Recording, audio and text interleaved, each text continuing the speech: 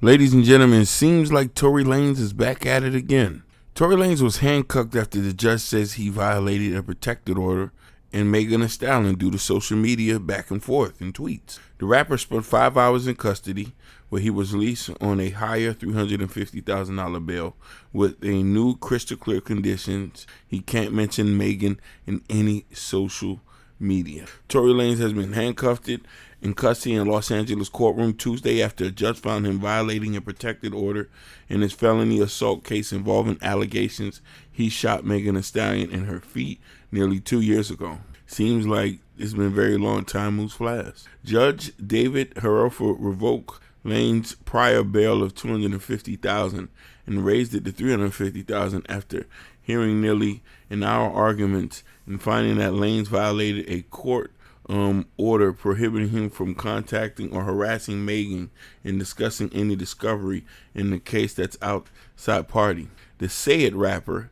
had a bondsman with him for the morning hearing and spent about 5 hours in custody. Once he was processed and released, he climbed behind the wheel of a Lamborghini, telling Rolling Stones he felt amazing before driving off. Lanez, whose legal name is Daystar Peterson, has pleaded not guilty in a high-profile case dating back to 2020. He appeared in court wearing a black tuxedo jacket over a black turtleneck and was accompanied by his father and several other friends. His lawyer, Sean Hawley, argued that Lanez did not provide a third-party Twitter user or YouTube personality on DJ Academics with any discovery in the case. Before Academics tweeted February 23rd that Tory Lanez's DNA was not found on the weapon in Megan Thee Stallion case, what he said is incorrect, Hawley told the court, Tuesday, referring to a now deleted tweet that caused a social media firestorm. What DJ Academics said in their DNA was not found on the weapon, and in fact, the swab of the gun indicates inconclusive that there were 4 contributors. Hawley also referred in a follow-up February 23rd tweet from DJ Academics that read, "I saw the doc myself. It literally said it was inconclusive in finding Tory Lanez's DNA on the gun or magazine." Hawley argued that also was false because the swab of the magazine indicated Mr. Peterson was excluded. If he had seen the document and presumably would have got it right, she argued, climbing the tweet's chatter in a medium that is almost inherently unreliable. The court could not conclude that the defendant distributed anything. However, it does appear that he did violate the order that prohibits him from making any statements regarding discovery, Judge Hereford said, referring to a follow-up post from Peterson, including one that reads, "AK is telling no lies." Hawley argued that Megan also has used a sizable social media presence to talk about the case, and some of her comments has been damaging to Peterson. But the Deputy District Attorney Cardi argued that Peterson's prompted endorsement of the DJ Academics DNA tweet was his way of getting ahead of and manipulating the narrative. She said Megan has been getting death threats and has been harassed constantly due to Peterson's course of conduct. Judge Hereford remanded Peterson to the sheriff custody with a higher bond after saying prosecutors' request to lock up the musician up with no bail was extreme. The judge added a new crystal clear condition release stating that Peterson cannot mention the complainant witness in the case in any social media post. The DA requested no bond or an alternative $5 million bond.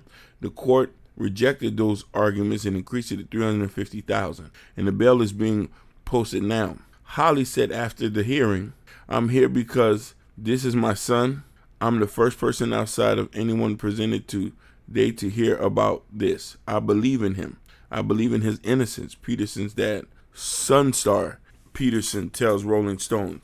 The high-profile case is now speeding towards a tentative September 14th trial after a prior judge decided at a preliminary hearing in December that prosecutors had enough evidence to warrant calling a jury. At December's hearing, an LAPD detective testified that Peterson allegedly fired a semi-automatic 9mm handgun at the ground near Megan's feet, injuring the Savage singer during an argument that followed their departure from a pool party at Kylie Jenner's house. Detective Ryan Stoner said he was assigned to the case 2 days after the shooting and interviewed Megan over the phone on July 16, 2020, and then again in November 12, 2020. He said Megan, whose legal name is Megan Pete, recalled witnessing Peterson pulling the trigger. As she exited the vehicle, she heard Peterson yelling obscenities at her and stated, "Dance, B, dance." And then he began firing weapon at her. Stoner testified. Megan observed Mr. Peterson holding a firearm, and then she observed him starting to shoot, Stoner said. Megan immediately felt pain in her foot, observing blood falling to the ground, and then she crawled to an adjoining driveway of the residence. She described her injuries as bleeding profusely. Holly then cross-examined Stoner for the defense, grilling him over his interview with Pete and citing testimony that the Hot Girl Summer rapper was involved in a dispute with a friend and former assistant, Kelsey Harris, who was another passenger inside the black Cadillac Escalade shortly before the shooting. Holly suggested Harris had an romantic interest in Tory and became jealous, with Peterson allegedly claiming during the car ride home that he and Pete were in an intimate relationship. Holly went on to suggest that Harris may have had the possession of the gun when it fired because investigators found gunshot residues on her hand. The lawyer also said a man who witnessed the shooting from a nearby resident said he believed the muzzle fire was closer to the non-victim female at the time of the shooting.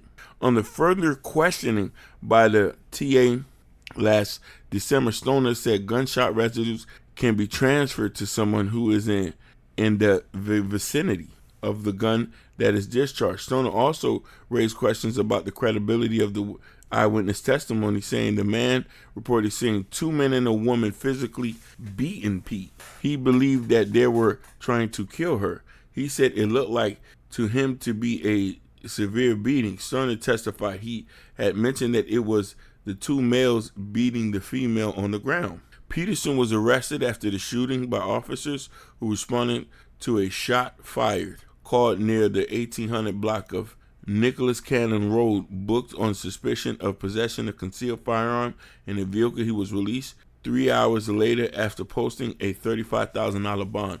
Pete did not publicly identify Peterson, as he alleged the assailant for weeks, but finally named him more than a month ago on an Instagram post. Tory shot me. You shot me. You got your publicist and your people going to the blog lying and ish, she said in the video posted August 2020. Stop lying. Why you lying? I don't understand. I try to keep the situation off the internet, but you dragging it. She said even though he shot me, I tried to spare him. And y'all MFers is not sparing me. That's crazy. In the immediate aftermath of the shooting, Pete was vague about what happened. Stoner testified that she initially told responding officer that she cut her feet on glass. She did this because she was worried about the police might react if they knew Peterson, a black man, had a firearm in the car. She purportedly told Stoner. She said at the time she was extremely scared and embarrassed, and due to the fact that she was friends with the defendant, she was scared that he was going to get in trouble. She also expressed some concerns regarding the political climate regarding police and shootings. Stoner testified that she was afraid that there had been recent police shootings, and she described her concern about the police possibly shooting the defendant since he had just committed a shooting. Peterson was formally charged on October 8, 2020 with one count of assaulting the Houston-bred performer with a semi-automatic firearm in a manner that personally inflict great bodily harm, and one count of carrying concealed, loaded, unregistered firearm in the vehicle. You see, this is a quagmire of stuff that's going on, and hopefully we see how this thing plays out. But hey, now DJ Academics is in the fold. I just watched his live, and we know that somebody's telling somebody something to bring DJ Ack into this and to get him locked up. But hopefully this can get solved and see what happened. Let me like and subscribe and tell me what you think.